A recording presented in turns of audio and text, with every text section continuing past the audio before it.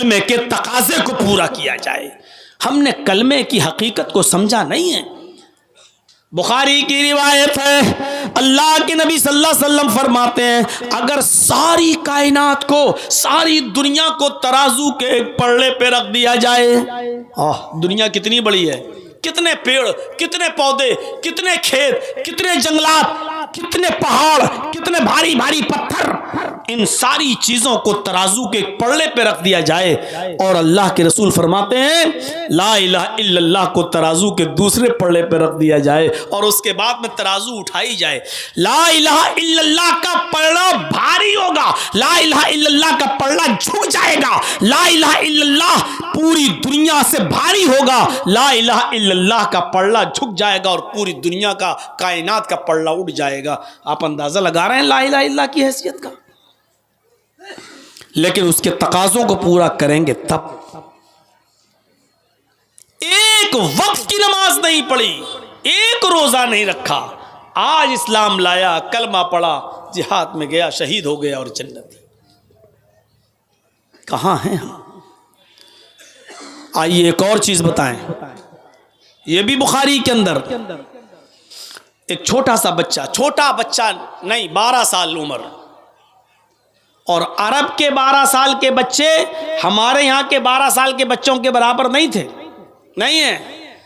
عرب کے اندر آپ کو یاد ہوگا کہ 6 سال کی عمر میں حضرت عائشہ کی شادی ہوئی اور 9 سال کی عمر میں ان کی رخصتی ہو گئی, یعنی 9 سال کی عمر میں وہ بالغ ہو گئی تھیں. اب آپ اندازہ لگائیے کہ 12 سال کا لڑکا یہودی کا, وہ اللہ کے نبی صلی اللہ علیہ وسلم کے درس میں آتا, بیٹھتا, سنتا اور نبی کی خدمت بھی کرتا تھا, نبی اکرم صلی اللہ علیہ وسلم کی سیوا بھی کر دیا کرتا تھا.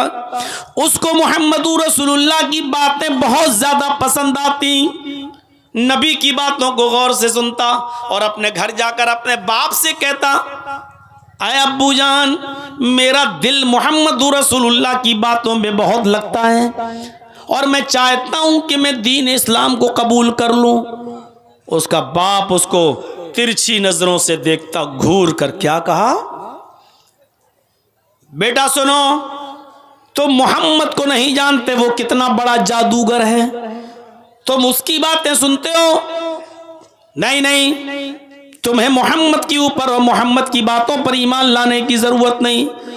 باپ منع کر دیتا, بیٹا مان جاتا, لیکن بار بار وہ نبی کی محفل میں جاتا اور نبی کی خدمت بھی کرتا. اس کا دل نبی کی طرف مائل. ایک دن بیمار ہو گیا, پھر بیماری نے طول پکڑ لیا اور بیماری اتنی بڑھ گئی کہ اب اس بچے کے بچنے کی کوئی امید نہیں رہی.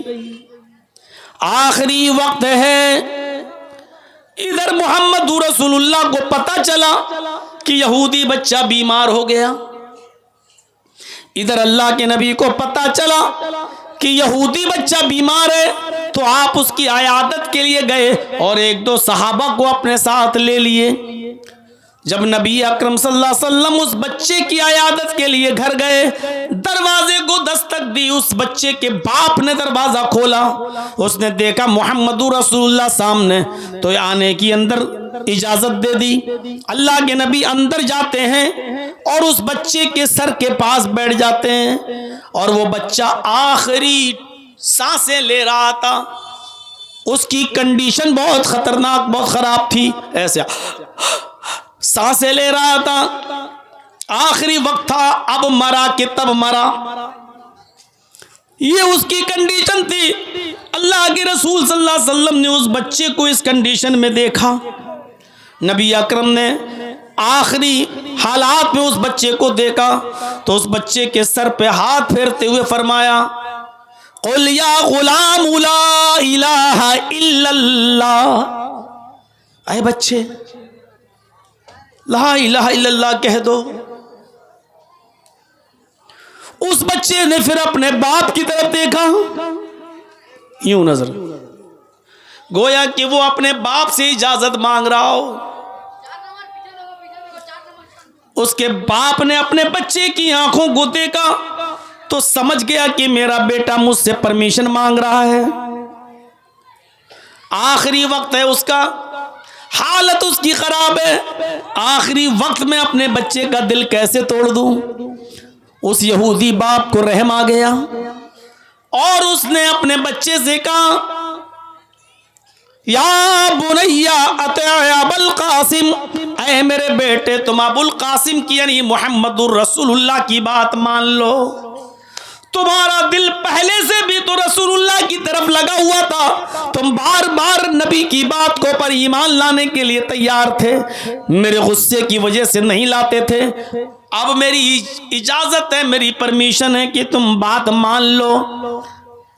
اس چھوٹے سے 12 سال کے بچے کے چہرے پہ مسکراہٹ آ گئی، اپنے باپ کی طرف سے ملنے والی پرمیشن پر اس کی مسکراہٹ آ گئی اور اس نے فوراً کلمہ پڑھ لیا، اشہد ان لا الہ الا اللہ و اشہد ان محمدن عبدہ و رسولہ، اور اس نے اللہ کے نبی کے ہاتھ کو پکڑ لیا، ابھی پکڑے تھا، مسکرا رہا تھا، اور یہ جملہ اس کی زبان سے نکلا ہی تھا، اشہد ان لا الہ الا اللہ و اشہد ان محمدن عبدہ و رسولہ، اور یہ کلمہ پڑھتے ہوئے مسکراتے ہوئے اس کی آنکھیں کھلی کی کھلی رہ گئیں اور آسمان سے ٹک گئیں، یعنی اس کی روح نکل گئی، بچے کا انتقال ہو گیا، سانس دیکھی گئی، دل کی دھڑکنیں دیکھی گئیں، سب رک گئیں، گواہی دے دی گئی کہ بچہ بھی اس دنیا میں نہیں رہا۔ جب یقین ہو گیا کہ یہ بچہ مر گیا، تب اللہ کے نبی اس کے بستر سے اٹھتے ہیں اور کھڑے ہو کر کہتے ہیں الحمدللہ الذی انقذہ عن النار، تمام تعریفیں اس اللہ کے لیے جس نے اس بچے کو آخری وقت میں جہنم کی آگ سے بچا لیا، تمام تعریفیں اس اللہ کے لیے جس نے اس بچے کو آخری وقت میں جہنم میں جلنے سے بچا لیا۔ لا الہ الا اللہ۔ ایک وقت کی نماز نہیں پڑھی، ایک بھی روزہ نہیں رکھا، اور سن رہے ہو ہرن پور والوں، تصور کریے آج لا الہ الا اللہ کو ہم نے مذاق بنا کے رکھ لیا ہے۔ کوئی آدمی سنسان جگہ پر بیٹھ کر اللہ لا الہ الا اللہ لا الہ الا اللہ کا وظیفہ رٹ رہا ہے اور اپنی قوم کے محلے والوں اور گاؤں والوں کی روٹیوں کے ٹکڑوں پہ پل رہا ہے، مذاق بنا کے رکھ لیا لا الہ الا اللہ کا۔ یہ لا الہ الا اللہ کلمہ پڑھا اور اس بچے کی روح نکل گئی، اور اللہ کے نبی کیا کہہ رہے ہیں؟ الحمدللہ الذی انقذہ عن النار، تمام تعریفیں اس اللہ کے لیے جس نے اس بچے کو جہنم کی آگ میں جلنے سے بچا لیا۔ 12 سال تک جو کرتا تھا، آج کلمہ پڑھا اور پڑھتے ہی اس کا انتقال، اور اللہ کے نبی گواہی دے رہے ہیں کہ اللہ نے اس کو جہنم کی آگ سے بچا لیا۔ ہم نے لا الہ الا اللہ کی حیثیت کو سمجھا نہیں۔ ہاں، یہ وہ لوگ تھے جنہوں نے ایک بھی وقت کی نماز نہیں پڑھی، ایک بھی روزہ نہیں رکھا، ایک بھی حج نہیں کیا، اور جنت کے مستحق صرف لا الہ الا اللہ پڑھنے پر۔ اب آؤ ایک واقعہ میں آپ کو وہ بھی سنا دوں۔ پوری زندگی نبی کی خدمت کی، پوری زندگی نبی کا ساتھ دیا، پوری زندگی نبی کو بچا کر رکھا دشمنوں سے، لیکن آخری وقت بھی اس کی زبان سے کلمہ جب نہیں نکلا، اور بغیر کلمہ پڑے ہوئے وہ شخص جب مر گیا تو جہنم میں چلا گیا۔ اور اس نے خدمت کس کی؟ نبی کی۔ آپ کو یاد ہے نا؟ اور نہ معلوم ہو تو سنیے، اللہ کے نبی صلی اللہ علیہ وسلم جب پیدا ہوئے تو باپ نہیں، نبی اکرم صلی اللہ علیہ وسلم جب اپنی ماں کے پیٹ سے باہر آئے تو باپ کو نہیں دیکھا، 6 سال کے ہوئے ان کی ماں ان کو اپنے میکے لے کر گئی، یعنی ننیال مدینے، اور جب مدینے سے لوٹ کر واپس آ رہی تھی، جس کا پرانا نام یثرب تھا، اے بچوں بیٹھ جاؤ یا جاؤ یہاں سے، جب وہاں سے لوٹ کے واپس آ رہی تھی اور محمد رسول اللہ محمد ابن عبداللہ کی عمر 6 سال کی تھی، تو اس وقت ان کی ماں اپنے شوہر کی قبر دیکھنے کے لیے گئیں، تو اپنے بچے کو بھی یعنی محمد کو بھی ساتھ لے گئیں کہ چلو بیٹے کو اس کے باپ کی قبر دکھا دیں۔ مقام ابوا میں پہنچی، اپنے شوہر کی قبر کو دیکھا تو ان کو شوہر کی جدائی برداشت نہیں ہوئی اور شوہر کی یادوں میں تڑپنے لگی، اور اتنا تڑپی، اتنا آنسو بہے کہ زمین پر گر گئیں، اور گرتے ہی محمد رسول اللہ کی ماں کا انتقال ہو گیا۔ پیدا ہوئے محمد رسول اللہ تو باپ کو نہیں دیکھا، اور 6 سال کی عمر میں باپ کی قبر کے سامنے ماں کو بھی الوداع کہہ دیا۔ 6 سال کی عمر میں نبی اکرم کی ماں آمینہ بھی چھوڑ کے چلی گئی، دادا عبد المطلب نے پالا، لیکن جب اللہ کے نبی کی عمر 8 سال کی ہوئی تو عبد المطلب کا بھی انتقال ہو گیا۔ 8 سال سے لے کر برابر اور مستقل حضرت خدیجہ کی شادی ہونے تک 25 سال کی عمر تک ابو طالب محمد رسول اللہ کی پرورش کرتے رہے، ان کو کھلاتے رہے، ان کو پلاتے رہے اور بڑا کرتے رہے۔ 40 سال کے بعد جب آپ کو نبوت ملی اور جب توحید کی دعوت دی تو پریشانی آنے لگی، ابو طالب آپ کو بچاتے رہے، دعوت دیتے دیتے جب کافی عرصہ گزر گیا، مخالفتیں بھی بہت زیادہ بڑھ گئیں، تو ایک دن یہ کافر جب آئے تو کہنے لگے ابو طالب اب پانی بہت آگے چڑھ گیا ہے، تمہارا بھتیجا رکنے کا نام بھی نہیں لیتا، ہمارے معبودوں کو برا بھلا کہتا ہے، ہمارے معبودوں کو گالیاں دیتا ہے، اور ہمارے معبودوں کو کہتا ہے کہ یہ لنگڑے لولے اندھے بہرے یہ کیا سنیں گے تمہاری۔ اے ابو طالب اب پانی حد سے آگے چڑھ چکا ہے، اب تم اپنے بھتیجے کو سمجھا نہیں پائے ہو، میں تمہارے پاس ایک مشورہ لے کر آیا ہوں۔ کہا کیا ہے مشورہ؟ کہا تمہیں بچہ ہی پالنا ہے تو میرا بیٹا لے لو، پالو لو، کھلاؤ پلاؤ، لیکن تم اپنے بھتیجے کو میرے حوالے کرو، اب ہمارا سماج، ہماری سوسائٹی اس کو جو سزا دینا چاہے گی دے گی، کیونکہ محمد نے اب معاملہ بہت اوپر کر دیا ہے، پانی اب اوپر چڑھ گیا ہے، اب یہ سمجھانے بجھانے کی ضرورت نہیں ہے، اب لاؤ اور محمد کو ہمارے حوالے کرو۔ ابو طالب نے کہا واہ اتنا اچھا فیصلہ، تمہارے بچے کو، تمہارے بیٹے کو میں کھلاؤں پلاؤں اور کھلا پلا کر ساڑ کروں، اور میرے بھتیجے کو لے جاؤ تم تاکہ اس کی تکہ بوٹی کرو، اس کو مارو اور قتل کرو، یہ تمہارا انصاف؟ یعنی تمہارے بیٹے کو میں اپنے گھر میں رکھ کر پال پوس کر بڑا کروں اور میرے بھتیجے کو تم ٹکڑے ٹکڑے کرو، یہ ججمنٹ لے کر، یہ فیصلہ لے کر، یہ انصاف کی بات کرنے کے لیے تم آئے ہو ہمارے پاس؟ کہا تو آپ کا بھتیجا نہیں مانتا، سمجھا لو ورنہ اب جہاں ملے گا اس کو قتل کر دیا جائے گا۔ یہ دھمکی دے کر چلے گئے، یہاں گئے، یہاں ابو طالب کو برا لگا کہ اگر محمد کو میری زندگی میں کچھ ہو گیا تو میں کیسے برداشت کروں گا۔ آپ نے بلایا بھتیجے ادھر آؤ، جب محمد رسول اللہ آئے آپ نے کہا بھتیجے اپنے چچا کے کمزور کاندھوں پر اتنا بوجھ نہ ڈالو، اے محمد اپنے چچا کے ناتواں کاندھوں پر، کمزور کاندھوں پر اتنا بوجھ نہ ڈالو کہ میں برداشت نہ کر سکوں۔ آج کافر حد سے آگے چڑھ گئے اور تمہیں مارنے کی دھمکی دے گئے، میرے بھتیجے میرا مشورہ مانو، ان کافروں کو ان کے حال پر چھوڑ دو، کرنے دو جو کر رہے ہیں، تم اپنا کام کرو، چھوڑ دو ان کو ان کے حال پر، مت برا بھلا کہو۔ اللہ کے نبی سمجھ گئے کہ میرے چچا میری مدد نہیں کرنا چاہتے ہیں، دھمکی ملی ہوئی ہے، تو کہا کہ اے چچا جان آپ اگر میری مدد نہیں کرنا چاہتے تو مت کریے، آج سے آپ اپنا ہاتھ میرے سر سے ہٹا لیجئے، کوئی بات نہیں، لیکن میں اس دعوت سے نہیں رک سکتا جو اللہ نے مجھے دے کر بھیجا ہے، لا الہ الا اللہ کی دعوت میں دوں گا۔ آئے چچا اگر یہ کافرین مکہ سورج لائیں اور داہنے ہاتھ پہ لا کر رکھ دیں اور چاند لے آئیں اور بائیں ہاتھ پہ لا کے رکھ دیں، یہ ان کے لیے آسان ہو سکتا ہے، ارے سورج کو اکھاڑنا آسان کام ہے کیا؟ 9.5 کروڑ 30 لاکھ میل کی بلندی پر ہے یہ سورج، اس کو کوئی اکھاڑ کے لا سکتا ہے؟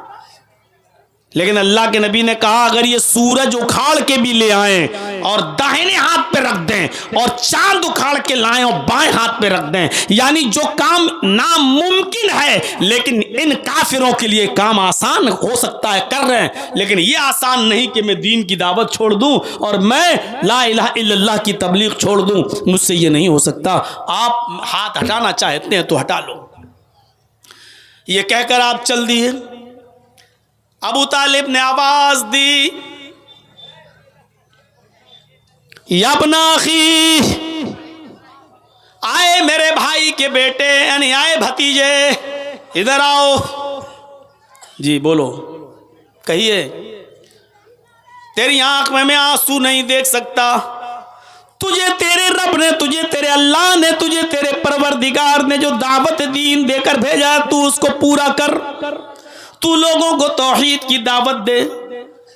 رہی میری بات تو سن، جب تک میں زندہ ہوں اور میری ایک ایک سانس جب تک چلتی رہے گی تیری حفاظت میں لگی رہے گی، دیکھتا ہوں میری زندگی میں کون تیرا کچھ کرے گا، دیکھتا ہوں میری زندگی میں کوئی خروچ بھی تجھے آ جائے، جاؤ سب سے میں نبڑ لوں گا، تو اپنی دعوت دے لوگوں کو، دیکھتا ہوں کہ میری زندگی میں کون میرے بھتیجے پر آنکھ بھی اٹھا لے اور اس کو کوئی خروچ بھی آ جائے، جا۔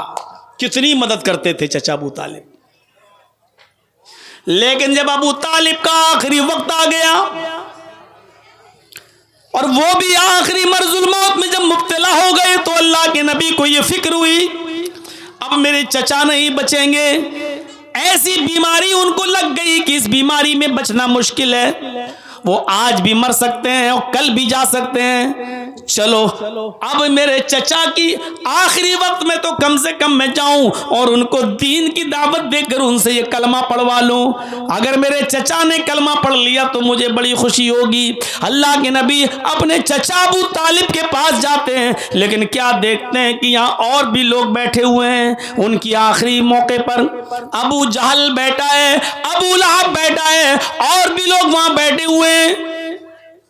اللہ کے نبی صلی اللہ علیہ وسلم اس موقع پر کچھ بولنا چاہتے ہیں، لیکن دیکھتے ہیں کہ یہ لوگ بیٹھے ہوئے ہیں، یہ لوگ بیٹھے ہوئے ہیں، ان لوگوں کے سامنے کہوں گا تو میرے چچا کبھی اسلام نہیں لائیں گے۔ آپ نے چچا سے کہا کہ مجھے آپ سے کچھ تنہائی میں بات کرنی ہے۔ ابو طالب نے ان لوگوں کو تھوڑا سا گھر سے دور کر دیا، تھوڑا سا چلے جاؤ، وہ لوگ تھوڑا دور ہو گئے۔ اللہ کے نبی نے اپنے چچا سے کہا ہے چچا جان، قل یا امی لا الہ الا اللہ، اے میرے چچا آخری وقت ہے، اس بیماری میں کوئی بچتا نہیں ہے، میں چاہتا ہوں کہ آخری وقت میں کم سے کم آپ لا الہ الا اللہ پڑھ لیں۔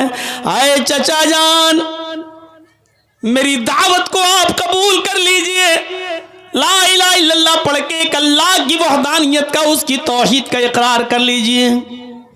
نہیں بھتیجے، کیا کہیں گے لوگ اگر میں لا الہ الا اللہ پڑھ لوں تو زمانہ کیا کہے گا؟ ابو طالب آخری وقت بھتیجے سے ڈر گئے اور ڈر کے کلمہ پڑھ لیا، بھتیجے نے ڈرایا جہنم سے اور وہ ڈر گئے۔ نہیں نہیں نہیں نہیں، اللہ کے نبی نے اب جو جملہ کہا اس کو سنو، قل یا امی لا الہ الا اللہ فی اذنی، اے چچا جان سب کے سامنے نہیں پڑھنا چاہتے مت پڑھیے، میرے کان میں کہہ دیجئے، میرے کان میں پڑھ لیجئے، بس صرف مجھے کان میں اتنا کہہ دو لا الہ الا اللہ، میرے کان میں پڑھ دیجئے، میں گواہ بن جاؤں گا اور قیامت کے دن اللہ سے کہہ دوں گا اے اللہ میرے چچا نے میرے کان میں لا الہ الا اللہ پڑھا، تیری توحید کی گواہی دی، قسم ہے مجھے اپنے رب کے عزت و جلال کی، قسم ہے اس ذات کی جس کے قبضے میں محمد کی جان ہے، میں اللہ سے گواہی دے کر آپ کو بخشوا لوں گا، آپ کو جنت میں پہنچوا دوں گا، اللہ میری گواہی مانے گا، اور پھر اللہ تو خود سمیع علیم ہے، وہ سننے اور جاننے والا ہے، میں اللہ سے سفارش کرواؤں گا آپ کی، آپ میرے کان میں کلمہ پڑھ دیجئے۔ ابو طالب نے کہا بھتیجے میں تیرے کان میں بھی کلمہ نہیں پڑھ سکتا، اس لیے کہ میں نہیں چاہتا کہ میرے مرنے کے بعد لوگ یہ کہیں کہ ابو طالب آخری وقت میں اپنے باپ دادا کا دین چھوڑ کر چلا گیا، اپنے باپ دادا کے دین کو چھوڑ دیا، نہیں اپنے باپ دادا کے دین پہ نہیں مرا۔ اے محمد تیری دعوت برحق ہے، میں مانتا ہوں کہ تو سچا ہے، تو نے کبھی زندگی میں جھوٹ نہیں بولا، لیکن میں اپنے باپ اور دادا کے دین پر ہی مرنا چاہتا ہوں۔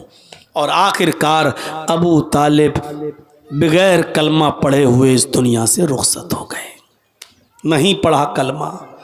اپنے چچا کے انتقال کے بعد محمد رسول اللہ کے آنکھوں میں آنسو آ گئے، اس بات پر نہیں کہ میرے چچا جو ہیں مر گئے، آنسو اس بات پر آئے کہ میرے چچا بغیر کلمہ پڑے ہوئے اس دنیا سے چلے گئے، لا الہ الا اللہ کا اقرار نہیں کیا، جہنم کے مستحق ہو گئے، پھر بھی ایک امید لگا کر اٹھے اور دعا کی، اے اللہ میرے چچا نے زندگی بھر میری حفاظت کی، دشمنوں سے بچایا، میری خدمت کی، مجھے پال پوس کر بڑا کیا، اے اللہ اس احسان کے بدلے میں تو میرے چچا کو بخش دے، اے اللہ میرے چچا کی مغفرت فرما دے۔ زبان سے یہ جملہ نکلا، آسمان سے جبرائیل آ گئے، یہ آیت لے کر کسی مومن کے لیے یہ جائز نہیں ہے کہ وہ کسی کافر کے لیے دعائے مغفرت کرے، کسی کافر کے لیے جنت میں جانے کی، بخشش کی اور مغفرت کی دعا کرے۔ آئے محمد 70 مرتبہ بھی اگر تو اپنے چچا کے لیے دعا کرے گا تو میں قبول نہیں کروں گا، کیونکہ تیرا چچا حالت کفر میں مرا ہے، وہ بغیر کلمہ پڑے مرا ہے، تیرا چچا جہنمی ہے، وہ جہنم میں جائے گا، یہاں ہم تیری بھی دعا قبول نہیں کریں گے اور تیرے چچا کو نہیں بخشیں گے، تیرا چچا ابو طالب جہنمی ہے، جہنم میں رہے گا۔ نبی اکرم کے آنکھوں میں آنسو، ہاں پھر اللہ نے اتنا ضرور یقین دلایا، اے محمد ابن عبداللہ، اے میرے محبوب، اے میرے حبیب، تیرا چچا جائے گا تو جہنم میں، لیکن تیری دعا کے نتیجے میں، تیرے دعا کے ثمرات میں ہم اتنا ضرور کریں گے تیرے چچا کے ساتھ کہ ہم ان کو جہنم میں سب سے ہلکا عذاب دیں گے، کیونکہ اس نے زندگی بھر تیری سیوا کی، زندگی بھر تمہاری خدمت کی، زندگی بھر تمہارا ساتھ دیا، اس کا انعام اتنا ضرور کر دے دیں گے کہ ہم جہنم میں سب سے ہلکا عذاب دیں گے۔ اب جہنم کا سب سے ہلکا عذاب بھی تو بڑا خطرناک ہے۔ ان اهون اهل النار عذابا يوم القيامه لرجل يوضع في اخمص قدميه جمرتان، جہنم کا سب سے ہلکا عذاب یہ ہے کہ انسان کے دونوں پیروں کے تلووں کے نیچے آگ کی 2 چنگاری رکھ دی جائے گی۔ چولہے سے کبھی لکڑی ڈالتے ہو چنگاری اٹھتی ہے نا، چنگاری ہلکی سی اٹھی اور پھوٹ گئی، جہنم کے 2 چنگاریاں ہم دونوں تلووں کے نیچے رکھ دیں گے، یہ سب سے ہلکا عذاب ہوگا۔ اور ان دونوں چنگاریوں کا حال یہ ہوگا، یغلی منہما دماغہ، ان دونوں چنگاریوں کی وجہ سے اس کا دماغ ہانڈی کی طرح کھول رہا ہوگا۔ جیسے کوئی چیز پکائیے، آپ پانی کو ابالیے اور گیس سلنڈر پر رکھ دیجئے اور 15 منٹ کے بعد دیکھیے پانی کیسے ابلتا ہے۔ یہ 2 چنگاریاں پیروں کے تلوے کے نیچے رکھی جائیں گی اور ان چنگاریوں سے دماغ ہانڈی کی طرح کھول رہا ہوگا، ابل رہا ہوگا جیسے ہانڈی میں پانی ابلتا ہے۔ یغلی منہما دماغہ، اس کا دماغ کھول رہا ہوگا، ابل رہا ہوگا۔ میرے بھائیو یہ سب سے ہلکا عذاب ہوگا۔ فرمایا کہ آئے محمد ہم تیرے چچا کو سب سے ہلکا عذاب دیں گے، لیکن دیں گے اور جہنم میں ڈالیں گے، اور کبھی زندگی کے اندر وہ جہنم سے نکلے گا نہیں، کیونکہ وہ جہنم کافروں کے لیے ہمیشہ کے لیے بنائی گئی ہے، کبھی نہیں نکلے گا۔ وَمَأْوَاهُ النَّارُ، ہمیشہ جہنم میں رہے گا، کبھی نہیں نکلے گا۔ عذاب ہلکا کر دیں گے لیکن جہنم سے نہیں نکالیں گے۔ پورے واقعے کو بیان کرنے کا مقصد کیا ہے؟ کلمہ پڑھا تو 1 وقت کی نماز بھی نہیں پڑھی، وہ جنت میں چلا گیا، اور جس نے پوری زندگی نبی کی خدمت کی، پوری زندگی نبی کی سیوا کی، پوری زندگی نبی کو چاہا، پوری زندگی نبی کو دشمنوں سے بچایا، لیکن بغیر کلمے کے وہ اس دنیا سے چلا گیا تو کہاں گیا؟ جہنم میں گیا۔ میرے پیارے ساتھیو، فَأَفْضَلُهَا قَوْلُ لَا إِلَهَ إِلَّا اللَّهِ، افضل کلمہ، افضل چیز کیا ہے؟ لا الہ الا اللہ، یہ ایمان کا اعلیٰ درجہ۔ اور لا الہ الا اللہ کا معنی یہ ہے کہ جب پڑھ لیا تو یہ مانا جائے کہ وہی ہے عبادت کے لائق، وہی ہے سجدے کے لائق، وہی ہے دعاؤں کو سننے کے لائق، وہی ہے ہماری حاجات اور ہماری ضروریات کو پورا کرنے کے لائق، اس کے علاوہ کوئی نہیں۔ مثالیں مت دو، چھت پہ چڑھنا ہو تو سیڑھی کی ضرورت پڑتی ہے، معاف کیجئے گا، ہمیں اور آپ کو سیڑھی کی ضرورت پڑتی ہے۔ معاف کیجئے گا، وہاں جو لوگ بیٹھے ہیں ان کو سنانے کے لیے ہمیں مائک کی ضرورت پڑتی ہے، لیکن اللہ تک اپنی آواز کو پہنچانے کے لیے ہمیں مائک کی ضرورت نہیں ہے، کیونکہ اللہ رب العالمین ہماری بات کو بغیر مائک کے بھی سننے پر قادر ہے۔ اگر اللہ کو سنانے کے لیے ہم وسیلہ استعمال کریں تو پھر اللہ کی قدرت کیا رہ گئی؟ اللہ اگر بغیر وسیلے کے نہیں سن پا رہا ہے تو پھر قدرت کیا رہ گئی اللہ کی؟ ارے ایک بار حضرت اوس ابن صامت نے خولہ بنت ثعلبہ اپنی بیوی سے زہار کر لیا تھا۔ زہار جانتے ہیں؟ غصے میں آ کر اپنی بیوی سے کہہ دیا، انت علیہ کا ظہر امی، تو مجھ پر میری ماں کی طرح حرام ہو چکی ہے، تو مجھ پر میری ماں کی پیٹھ کی طرح حرام، جس طرح میری ماں مجھ پر حرام ہے اسی طرح تو بھی حرام، چل ہٹ، آج کے بعد ہم تیرا چہرہ نہیں دیکھیں گے۔ اور تھوڑی دیر کے بعد غصہ ٹھنڈا ہو گیا تو کہتے ہیں کہ خولہ یہ مجھ سے کیا ہو گیا، یہ تو بہت بڑی غلطی ہو گئی، اوفو یہ کیا ہوا۔ لیکن عرب کے اندر یہ بھی طلاق کی ایک شکل مانی جاتی تھی۔ اب تم نے اپنی بیوی کو یہ تو نہیں کہا کہ میں نے طلاق دی، لیکن یہ کہہ دیا کہ مجھ پر میری ماں کی طرح حرام، تو اس کا مطلب یہ ہوا کہ اب تم اپنی ماں سے نہیں مل سکتے تھے۔ یہ عرب کے اندر یہ دستور تھا۔ اللہ کے نبی صلی اللہ علیہ وسلم کے پاس بھی کوئی احکام نازل نہیں ہوئے تھے کہ آپ اس کا کوئی راستہ نکالتے، اس لیے اوس ابن صامت نے اپنی بیوی خولہ بنت ثعلبہ کو محمد رسول اللہ کے پاس بھیجا، جاؤ اور نبی اکرم صلی اللہ علیہ وسلم سے کہنا ہمارے اور تمہارے درمیان کوئی راستہ نکال دے۔ خولہ بنت ثعلبہ مدینے میں مسجد نبوی کے سے لگے ہوئے حضرت عائشہ کی حجرے کو دستک دیتی ہے۔ حضرت عائشہ نے دروازہ کھولا، خولہ نے سلام کیا، عائشہ نے جواب دیا وعلیکم السلام۔ خولہ نے کہا کہ میں اللہ کے رسول سے ملنے کے لیے آئی ہوں۔ حضرت عائشہ نے اجازت دی اور وہ نبی اکرم سے باتیں کرنے لگیں۔ خولہ بنت ثعلبہ اپنا واقعہ بیان کر رہی ہے، اے اللہ کے نبی، میرے شوہر نے مجھے اپنی اوپر اپنے ماں کی طرح حرام کر لیا ہے، میرے لیے کوئی راستہ بتاؤ، کوئی راستہ نکالو۔ اللہ کے نبی کہتے ہیں خولہ میرے پاس کوئی راستہ نہیں ہے، تم اپنے شوہر کے لیے حرام ہو چکی ہو، تم ان سے دور رہو۔ کہا اللہ کے نبی اگر آپ راستہ نہیں نکالیں گے تو کون نکالے گا؟ فرمایا آئے خولہ جب العرش والے نے کوئی راستہ نہیں بتایا تو میں کیسے بتا دوں؟ میری طرف سے کوئی راستہ نہیں ہے، تم اپنی شوہر کے لیے حرام ہو چکی ہو۔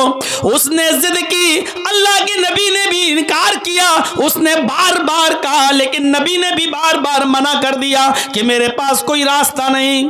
ہاں یہ جملے پر غور کرنا، خولہ بنت ثعلبہ یہ باتیں نبی سے کہہ رہی ہے اور نبی خولہ بنت ثعلبہ سے باتیں کر رہے ہیں۔ حجرہ بہت چھوٹا ہے، اتنا سمجھو جیسے یہ کیمرے ہمارے یہ لگے ہوئے ہیں، یہ اور یہاں میں بیٹھا ہوا ہوں، یہ حجرہ اتنا بڑا ہے۔ حضرت عائشہ فرماتی ہیں خولہ بنت ثعلبہ اللہ کے نبی سے باتیں کر رہی تھی اور محمد رسول اللہ خولہ بنت ثعلبہ سے باتیں کر رہے تھے، خولہ بنت ثعلبہ سے باتیں کر رہے تھے۔ ان دونوں کے درمیان کیا گفتگو ہو رہی تھی، ان دونوں کے درمیان کیا باتیں ہو رہی تھی؟ لم اسمع کلامہما، خولہ بنت ثعلبہ کی اور محمد رسول اللہ کی باتیں ہم نہیں سن پا رہے تھے۔ سمجھ رہے ہیں آپ؟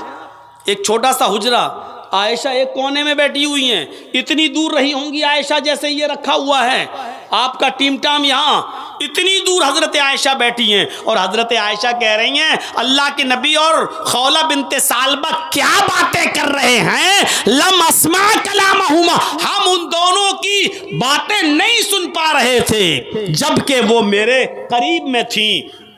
یہاں سے اندازہ لگائیے گا, اس جملے کو میں نے چھوڑ دیا ہے آپ لوگوں کے لیے تھوڑی دیر کے لیے. اب سنیے, خولہ بنت ثعلبہ کو اللہ کے نبی نے منع کر دیا, جاؤ میرے پاس کوئی راستہ نہیں ہے. اب خولہ بنت ثعلبہ وہاں سے نکلی, سیدھے مسجد نبوی میں چلی گئیں, وضو بنایا, 2 رکعت نماز پڑھی, اور پھر اللہ کو پکارنے لگی کہ اے اللہ میرے لیے کوئی راستہ نکال, اے اللہ اب تو محمد کا بھی دروازہ بند ہو گیا ہے, محمد رسول اللہ نے بھی اپنی چوکھٹ بند کر لی ہے, اے اللہ اگر تو نے میرے اور میرے شوہر میرے ہسبینڈ کے درمیان راستہ نہیں نکالا تو میں کہاں جاؤں گی. بچوں کو پیار دے سکتی ہوں لیکن کھلانے اور پلانے کی ذمہ داری تو شوہر کے اوپر ہے, اے اللہ مجھے اس نے اپنی ماں کی طرح حرام کر لیا, میں کہاں جاؤں گی. ابھی وہ دعا کر رہی تھی, ابھی وہ اللہ کو پکار رہی تھی, ابھی وہ اللہ سے گفتگو کر رہی تھی, ابھی اپنی شکایت اللہ سے کر رہی تھی کہ اللہ نے جبرائیل کو بھیج دیا اور جبرائیل محمد رسول اللہ کے پاس آ گئے. اللہ کے نبی کو پتہ ہی نہیں کہ عورت مسجد نبوی میں موجود ہے, اللہ سے دعا کر رہی ہے. آپ سمجھے میرے گھر سے گئی تو اپنے گھر گئی ہوگی, ابھی وہ دعا کر رہی ہے, ابھی دعا کے ہاتھ گرے بھی نہیں کہ جبرائیل آ گئے, اور جبرائیل نے محمد رسول اللہ کے پاس یہ آیتیں نازل کی. اللہ نے فرمایا نبی سے کہہ دو قد سمع اللہ قول التی تجادلک فی زوجہا وتشتکی الی اللہ واللہ یسمع تحاورکما ان اللہ سمیع بصیر. اللہ نے اس عورت کی گفتگو کو سن لیا, اللہ نے اس عورت کی فریاد کو سن لیا جو آپ سے اپنے شوہر کے بارے میں بحث کر رہی تھی, جو آپ سے اپنے شوہر کے بارے میں بحث کر رہی تھی. وَتَشْتَكِي إِلَى اللَّهِ, اور اللہ سے بھی دعا کر رہی, اللہ سے بھی فریاد کر رہی ہے. آپ کو کیا معلوم, مسجد میں جھانک کر دیکھو وہ عورت اللہ کو پکار رہی ہے. وَاللَّهُ يَسْمَعُ تَحَاوُرَكُمَا, اور اللہ تم دونوں کی گفتگو کو سن رہا تھا, اللہ تم دونوں کی گفتگو کو سن رہا تھا. کتنی بلندی سے, کتنی بلندی سے. اور حضرت عائشہ کہہ رہی ہیں وہ دونوں کیا باتیں کر رہی ہیں, میں اپنے حجرے میں اپنے کمرے میں ان باتوں کو نہیں سن پا رہی تھی. یعنی جو باتیں حضرت عائشہ تک نہیں سن پا رہی ہیں ان باتوں کو اللہ سن رہا ہے آسمان کی بلندیوں پر اور عرش پر. سوچو جب اتنے قریب سے حضرت عائشہ جو نبی کی بیوی, نبی کی قربت میں, نبی کی صحبت میں رہتی ہیں, جب وہ نہیں سن پا رہی ہیں تو ہماری دعاؤں کو منو ٹنوں مٹی میں دفن ہونے والے وہ لوگ کیسے ہماری دعاؤں کو سن لیتے ہیں اور اللہ تک بھی پہنچا دیتے ہیں. سمجھ میں نہیں آتا جب حضرت عائشہ زندہ باحیات ہیں تو نہیں سن پا رہی ہیں, یہ مرنے کے بعد اتنی طاقتیں کہاں سے آ جاتی ہیں کہ ٹنوں اور منو مٹی کے اندر دفن لوگ ہماری فریادوں کو سن لیتے ہیں. اور اللہ کتنی بلندیوں سے سن رہا ہے آپ کو اندازہ نہیں ہوگا. یہ سورج جو 9 کروڑ 30 لاکھ میل کی بلندی پر ہے, یہی اتنا بڑا ہے کہ جس دنیا میں ہم اور آپ رہتے ہیں, اگر یہ دنیا پوری لپیٹ کر سورج میں ڈال دی جائے, یہ دنیا جس میں ہم رہتے ہیں اگر سورج کے اندر پھینک دی جائے تو سورج کے اندر یہ دنیا کی حیثیت بالکل ایسے ہے جیسے ایک بہت بڑی فیلڈ کے اندر ایک فٹ بال ڈال دی گئی ہو, جیسے ایک فٹ بال ایک بہت بڑی فیلڈ کے اندر. میرے بھائیوں ایسے ہی سورج کے اندر یہ دنیا بالکل ایسے ہی دکھائی دے گی جیسے ایک فٹ بال پڑی ہوئی ہے. سورج اتنا بڑا ہے, پھر اس کے اوپر ستارے, پھر اس کے اوپر سیارے, پھر اس کے اوپر کہکشائیں. ایک کہکشاں ایسی ہے آسمان سے نیچے, پہلے آسمان سے نیچے ایک کہکشاں ایسی ہے کہ جس کی روشنی کو زمین پر آنے میں 10 ارب سال لگتے ہیں.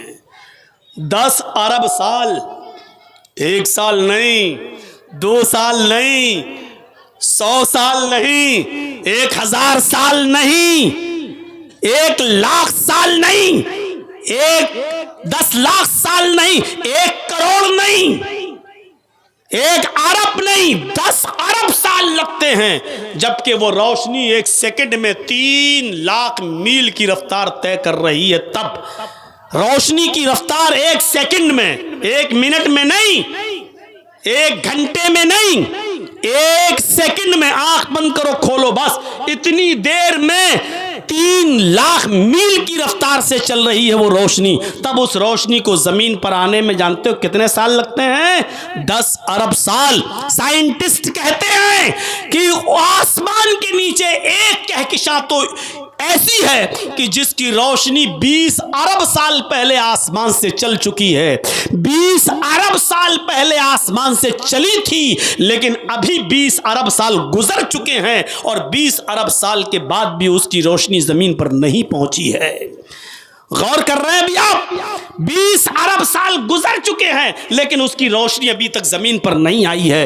اس کے اوپر اور بہت اوپر پہلا آسمان، پھر اتنا ہی اوپر دوسرا آسمان، پھر اتنے ہی اوپر تیسرا آسمان، پھر اتنے ہی اوپر چوتھا آسمان، پھر اتنے ہی اوپر 5واں آسمان، پھر اتنے ہی اوپر 6واں آسمان، پھر اتنے ہی اوپر 7واں آسمان، پھر 7ویں آسمان کے اوپر ایک سمندر، کیونکہ اللہ کا عرش پہلے سمندر کے اوپر تھا. پھر 7ویں آسمان کے اوپر سمندر، اور پھر سمندر کے اوپر اللہ کا عرش، اور اس عرش کے اوپر اللہ. اتنی بلندی کے بعد وہ کیا کہہ رہا ہے؟ واللہ یسمع تحاورکما. آئے محمد، میں اتنی بلندی سے تم دونوں کی گفتگو کو سن رہا تھا کہ اتنی نزدیکی سے تمہاری بیوی عائشہ بھی تم دونوں کی باتوں کو نہیں سن پا رہی ہے. اللہ کو کسی وسیلے کی ضرورت نہیں ہے. یہ ہے توحید.